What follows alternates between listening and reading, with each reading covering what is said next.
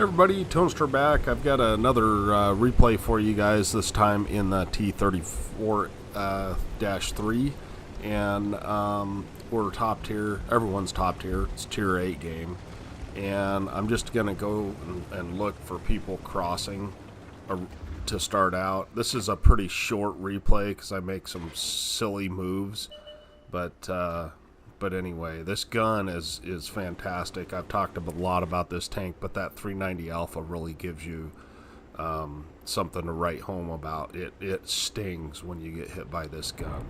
So here's our first victim, the Yoho, and we're able to put a standard round into him, and we're going to take another blind shot. It does not hit, I can tell you that, because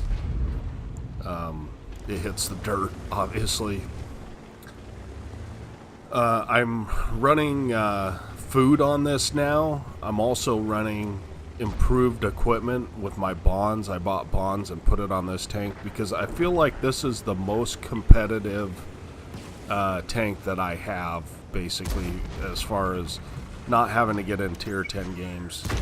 So we're chasing down this ELC. Unfortunately for me,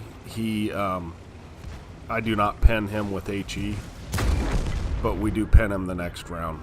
So, and we were fairly fortunate that CDC did not hit us. And this is where the stupidity begins. I'm just not playing very well against this Type 59 here.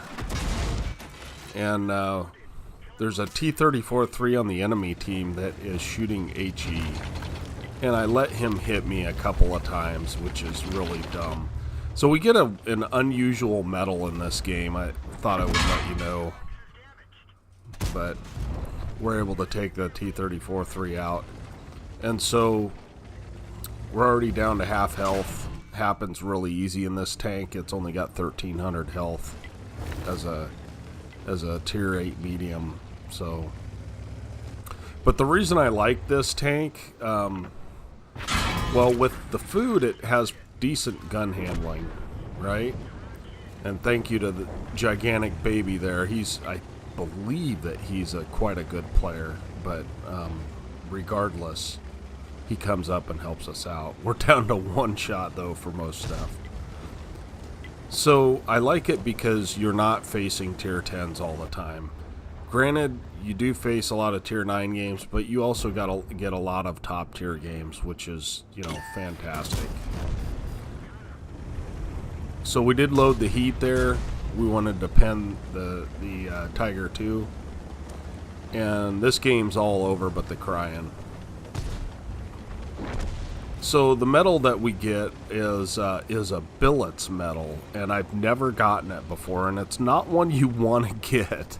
It's you have to have most of your modules destroyed and crew members, and be down to very little health and still get some kills. So the gun on this thing is not very accurate. I'm not surprised I missed that shot. But you would think that at this point the defender would be pushing in. He's essentially full health, and there's only 2 guys left on this side. We should have taken that shot, but we didn't. So,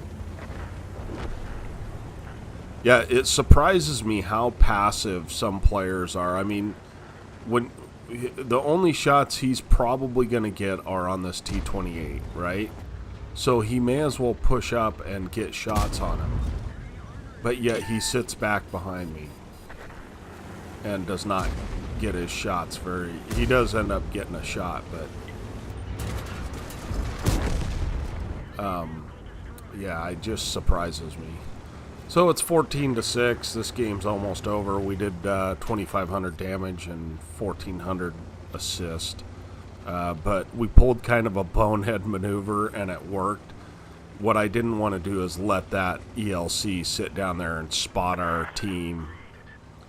So we do pick up a Brothers in Arms through a platoon invite. So let's go ahead and take a look at the after action report on this one. Okay, so here we are. We ended up with a first class, which is great, and 10 bonds, which is always nice, and a Billotte medal, and it's awarded to a player who destroys at least one enemy vehicle and survives the battle to victory despite receiving at least 5 different critical hits and 80% or more loss of hit points. Pierre Billotte was a captain of the French army who destroyed 2 Panzerkampf 4s and a bunch of other stuff with his gun in his B1, basically. So I've never gotten that medal, and that's it's not like a medal that you want, but it's kind of an unusual medal, so I thought I would show this replay. And then I also got a Brothers in Arms because of the makeshift the platoon that we created. This guy had 4 kills, I had 4 kills, so we were top of the team by XP, which is great. And we ended up making 27,000 credits, even though we fired some gold. So even with a standard account, you can fire some gold out of this thing and still make a decent profit. And there are games where you don't have to fire any gold and you can make huge profits. So that's another reason that I really enjoy this tank. Of course, the gun's not very accurate. It's made for close range, but I still do snipe with it because, you know, sometimes you'll never hit shots that you don't take. So I appreciate you guys watching. If you'd like to subscribe for more tanks, that'd be great. Comments below, and like button if you'd like to, and if you didn't care for it, then go ahead and hit that dislike button and let me know why in the comments.